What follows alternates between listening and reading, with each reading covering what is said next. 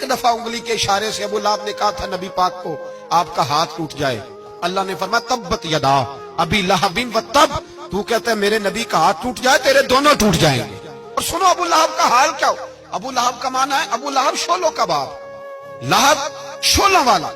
کیا مطلب؟ ابو لہب اتنا حسین و جمیل تھا کہ اس کے جو رخسار تھے شولوں کی طرح چمکا کرتے، اتنا خوبصورت تھا، لال سرخ رنگ تھا، خوبصورت آدمی۔ عرب میں جب غربت تھی تو اس کے گھر میں اس وقت بھی 2 اینٹیں سونے کی تھی، اتنا مالدار آدمی اور سردار تھا سارے مکے کا، لیکن نبی پاک کی بے ادبی کی۔ تمہیں پتہ ہی نہیں کہ رب دنیا میں سب سے زیادہ ناراض ہی اس سے ہے جو اس کے رسول کا بے ادب ہے، سب سے زیادہ ناراض ہی اسی سے۔ ابو لہب نہ گیا بدر کے موقع پر، ڈر گیا، کہنے لگا میں نے نہیں جانا، مکے میں رہ گیا، نہ گیا جہاد کے لیے، مسلمانوں کے خلاف نہ نکلا۔ لوگوں نے بڑا اس کو لان تان کیا، لیکن کہنے لگا میرے خرچے پہ 4-5 بندے لے جاؤ، میں نہیں جاؤں گا، پیچھے رہ گیا۔ لوگ کہنے لگے بچ گیا، لیکن اس کے جسم کے اندر ایسی بیماری نکلی کہ ریشے سے بھر گیا سارا وجود، ریشے۔ اس کے بچوں نے لے جا کے ابو لہب کو پیچھے ایک حویلی تھی مکے کے باہر، اس میں بند کر دیا، چیختا تھا چلاتا تھا، بند کر دیا اس کو لے جا کے وہاں پیچھے۔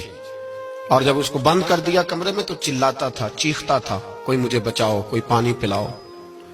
دروازہ توڑ کے باہر نکلا تو چوک میں مر گیا ابو لہب، اتنی بدبو آتی تھی کہ کوئی قریب نہیں جاتا تھا۔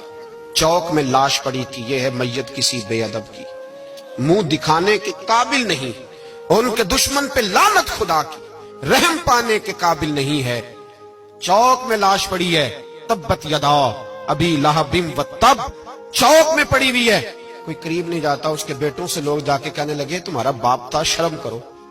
ایک ملازم کو پیسے دیے اس کے بیٹے نے، کہا گڑھا کھودو اور میرے باپ کو رسی کے ساتھ پکڑ کے اس میں پھینک دو۔ ایک گڑھا کھودا مکے کی گلی میں اور رسی کے ساتھ پکڑ کر، رسی کے ساتھ باندھ کر اس کی ٹانگ کو گھسیٹ کر اس گڑھے میں ڈال دیا، اوپر سے مٹی ڈال دی، بدبو کا وہ ڈھیر بند کر دیا۔ ابو لہب مکے کا سردار تھا، پر جانے کہاں مردود دفن ہے۔